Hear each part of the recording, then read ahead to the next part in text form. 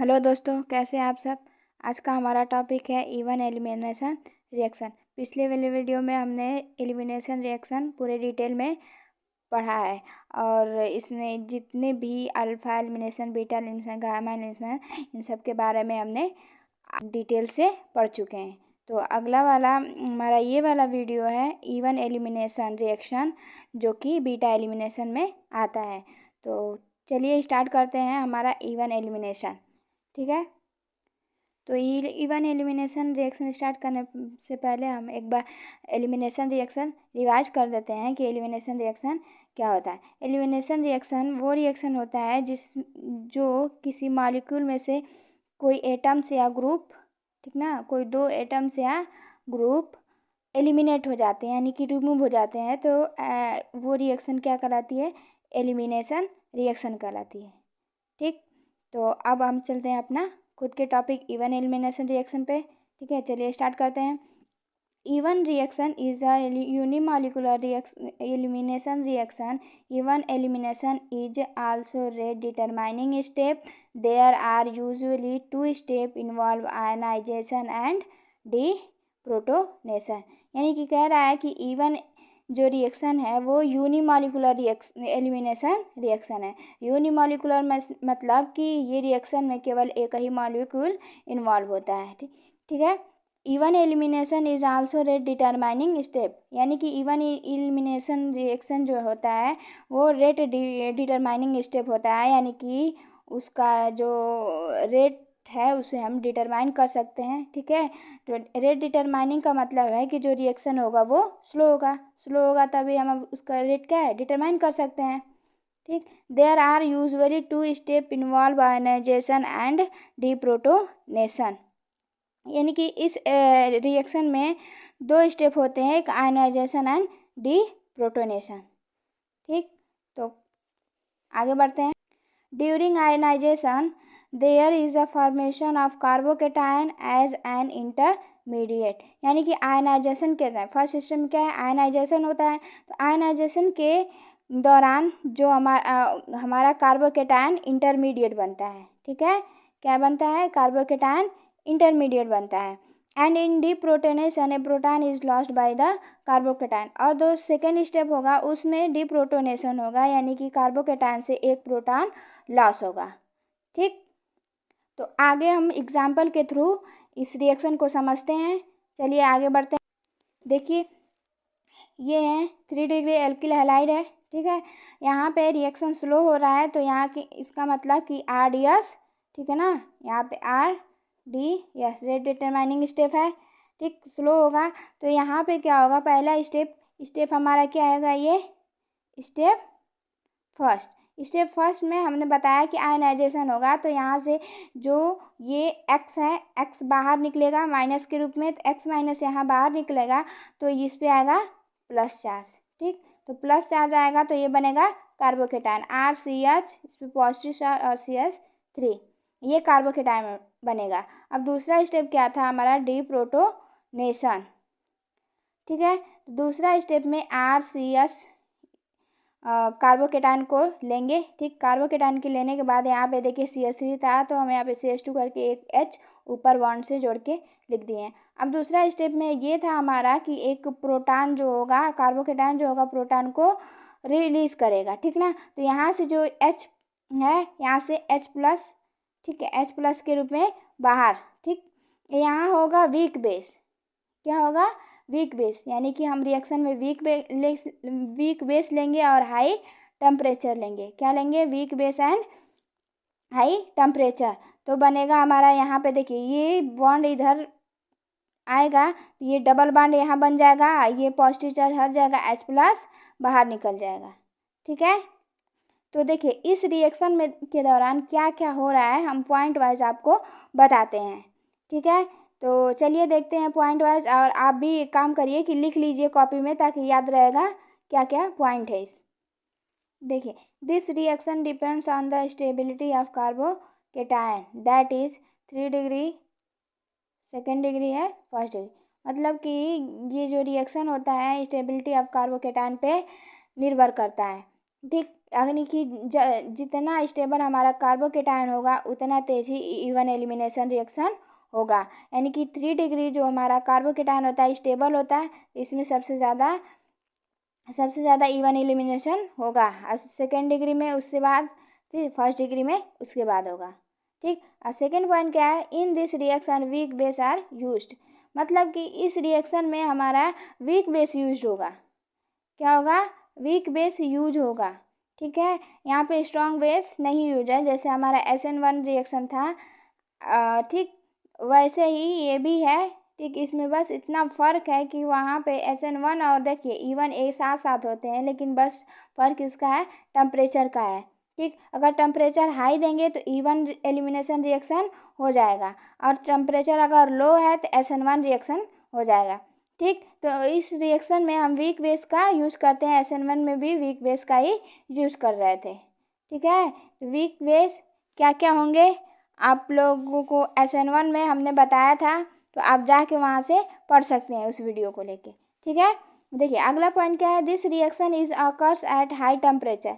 यानी कि अभी हमने बताया कि ये रिएक्शन जो इवन एलिमिनेशन रिएक्शन होता है हाई टेम्परेचर पे ही इवन रिएक्शन होता है। लो टेम्परेचर अगर आप करते हैं तो आपका SN1 हो जाएगा, वहाँ पे इवन तब नहीं होगा। If temperature is low then the reaction occurs SN1 reaction. यानी कि टेम्परेचर लो है तो हमारा रिएक्शन क्या हो जाएगा, SN1 हो जाएगा वहाँ से। ठीक है, तो हमें क्या करना है, इवन रिएक्शन में हमें टेम्परेचर को हाई लेना है। लगभग 50 डिग्री सेल्सियस से ऊपर ही हमारा टेम्परेचर होगा तो इवन एलिमिनेशन रिएक्शन होगा। तो इसको समझने के लिए हम आगे आप लोगों को एग्जाम्पल बताते हैं, जिससे आप लोगों को पूरा क्लियर हो जाएगा। चलिए देखिए, ये 3 एल्किल हैलाइड है। ठीक है, यहाँ पे ले रहा है हमारा वीक बेस CH3OH है। ठीक, एल्कोहल है और हमारा टेम्परेचर कितना है, 60 डिग्री सेल्सियस। ठीक ना, यानी कि 50 डिग्री सेल्सियस के ऊपर है तो 60 डिग्री सेल्सियस है, यानी कि इवन एलिमिनेशन रिएक्शन हमारा होगा। तो चलिए इसका मैकेनिज्म देखते हैं। इसमें अच्छा बनता क्या है, यहाँ बनता है CH3CH डबल बॉन्ड CH2। ठीक, ये प्रोडक्ट बनता है। तो चलिए इसका मैकेनिज्म कैसे कैसे हो रहा है। ठीक है, देखिए मैकेनिज्म में ये 2 डिग्री एल्किल हैलाइड को हम लेते हैं। ठीक है, 2 डिग्री एल्किल हैलाइड को लेने के बाद क्या करेंगे, यहाँ पे ये है एल्कोहल। ठीक है, एल्कोहल जो होता है H+ देता है। ठीक है ना, एल्कोहल क्या करता है, H+ देता है। तो यहाँ पे बॉन्ड इधर शिफ्ट होगा, ये होगा -4, ये होगा +4। अब हमारा फर्स्ट स्टेप क्या था कि कार्बोकेटायन का निर्माण हो रहा था, यानी कार्बोकेटायन का निर्माण होता है, यहाँ से हमारा हाइड्रोजन ग्रुप बाहर निकलेगा, ये होगा +4, ये होगा -4। अब ये Cl निकलने के बाद ये जो एल्कोहल हमारा H+ दे रहा है, इसके साथ बाइंड होके HCl बना ले रहा है। ठीक, और हमारा जो इतना बच रहा है कार्बोकेटायन CH3 CH और CH3, इस पर +4 ये कार्बोकेटायन हमारा बन जा रहा है। ठीक है, कार्बोकेटायन। ठीक, तो आप अब सेकेंड स्टेप में क्या करेंगे, ये देखिए फर्स्ट स्टेप है। ठीक है, ये है सेकेंड स्टेप। सेकेंड स्टेप में ये होगा कि हमारा कार्बोकेटायन जो है प्रोटॉन रिलीज करेगा। ठीक, तो CH3 CH, यहाँ पे CH3 को हम CH2 करके एक हाइड्रोजन ऊपर लिख लिए हैं। तो अब यहाँ पे CH3 एल्कोहल जो हमारा H+ डोनेट कर दिया था, माइनस के रूप में यहाँ पड़ा है रिएक्शन में, तो ये इस रिएक्शन में रहेगा। और यहाँ से क्या होगा कि ये कार्बोकेटायन प्रोटॉन रिलीज करेगा, तो ये बॉन्ड इधर की तरफ शिफ्ट होगा, और ये होगा प्लस के साथ, तो ये H+ जाके CH3O- से मिलकर CH3OH बना लेगा, बाहर निकल जाएगा। ठीक, और हमारा यहाँ पे क्या आ गया, डबल बॉन्ड, यानी कि CH3 CH double bond CH2। ठीक, तो इतना समझ में आया। आगे एक और एग्जाम्पल पढ़ लेते हैं, उसके बाद से पूरा हमारा एकदम क्लियर हो जाएगा। चलिए देखिए आगे, देखिए यहाँ पे दूसरा एग्जाम्पल है CH3 CH2 CH3, यहाँ पे लगा है CH2 से Br, यानी कि 2 ब्रोमो और क्या है, मेथ एथ प्रोपर ब्यूटेन, यानी 2 ब्रोमो ब्यूटेन है। ठीक, 2 ब्रोमो ब्यूटेन है। यहाँ पे देखिए CH3OH एल्कोहल जो कि वीक बेस है, इसे ले रहे हैं। यहाँ पे 70 डिग्री सेल्सियस हमारा टेम्परेचर है, यानी 70 डिग्री सेल्सियस टेम्परेचर है। इसका मतलब यहाँ पे इवन एलिमिनेशन रिएक्शन होगा। अगर 70 से नीचे आता है तो हमारा SN1 रिएक्शन हो जाएगा। और SN1 रिएक्शन कैसे होता है, आप हमारा वीडियो है SN1 परवीन नॉलेज चैनल है, उस पर SN1 रिएक्शन मिल जाएगा, आप लोग जाके देख सकते हैं। ठीक है, तो इसका मैकेनिज्म चलिए देखिए यहाँ पे हमारा जो हमारा ये बीटा कार्बन है, इधर देखिए ये अल्फा कार्बन होगा। ठीक है, ये बीटा होगा। ठीक, तो बीटा कार्बन है।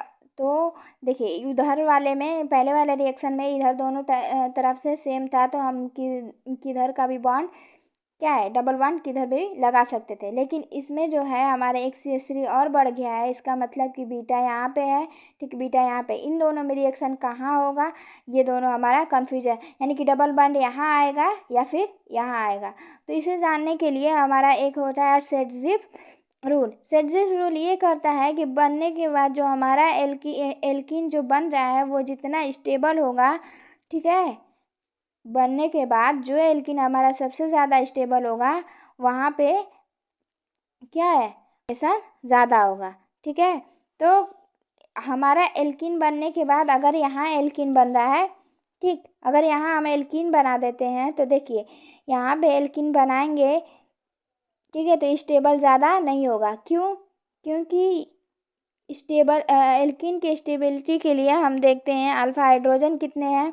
तो यहाँ पे देखिए अल्फा हाइड्रोजन, एल्कीन अगर बन जाता है, ठीक है, तो इससे देखेंगे अल्फा हाइड्रोजन 2 ही है। ठीक, मतलब आप लोगों को मैकेनिज्म करके आपको बताते हैं। पहले देखिए CH3 CH2 CH CH3, यहाँ पे Br लगा है। तो पहले स्टेप में हमारा क्या होगा, CH3O, यहाँ पे H, ठीक है, H प्लस यहाँ से बाहर, यहाँ से Br बाहर, क्या निकलेगा, HBr।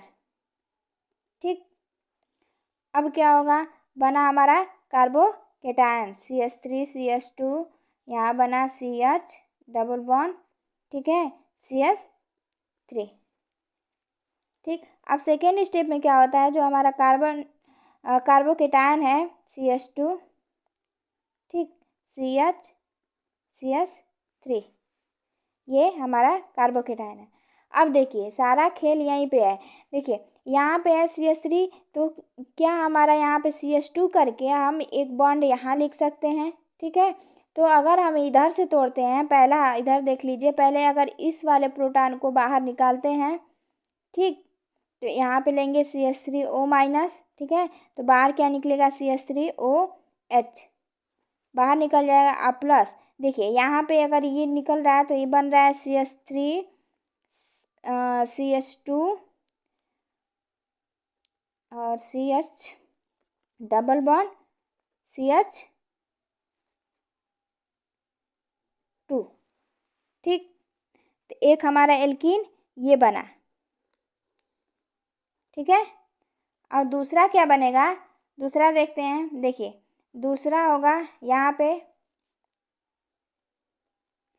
दूसरा CH3, ठीक, यहाँ पे CH, यहाँ पे एक H लिख लेना इसका वाला, ठीक है, और CH यहाँ पे प्लस चार्ज पहले से है, और ये वाला CH3 ऐसे ही रहने दे रहे हैं।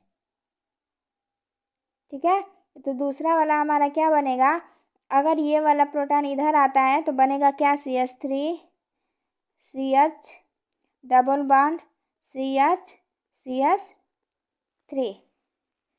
ठीक, तो अब हमें इन दोनों में देखना है, इसमें और इसमें देखना है कि कौन सा एल्कीन हमारा ज़्यादा स्टेबल है।